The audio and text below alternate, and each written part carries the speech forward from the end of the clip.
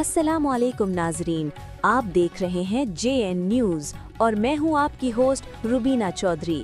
سب سے پہلے نظر ڈالتے ہیں آج کی اہم خبروں پر۔ رحیم یار خان سے خبر شامل کریں گے۔ دلگیر نیازی کی رپورٹ کے مطابق all Pakistan regional newspaper society registered کے ضلع ملتان کے لیے جاری انتخابی شیڈول کے مطابق تمام عہدوں پر ایک امیدوار نے ہی کاغذات نامزدگی وصول اور جمع کروائی۔ الیکشن کمیٹی نے جمع شدہ کاغذات نامزدگی کی جانچ پڑتال کے بعد تمام امیدواروں کے کاغذات نامزدگی کو درست قرار دے دیا۔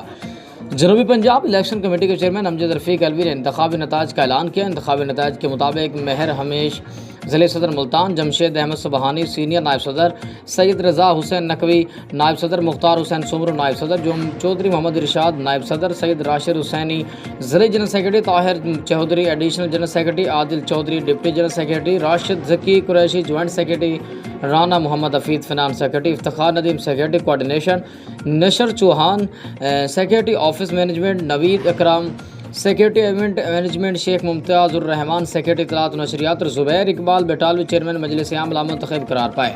الیکشن کمیٹی کے مطابق ممبران کی جانب سے مکمل اعتماد اور اتفاق رائے کا اظہار نہ صرف تنظیمی استحکام کی علامت ہے بلکہ یہ اس امر کی بھی نشاندہی کرتا ہے کہ APRNS کے تمام ممبران بانی و منتخب مرکزی صدر JM جٹ کی قیادت میں متحد ہیں۔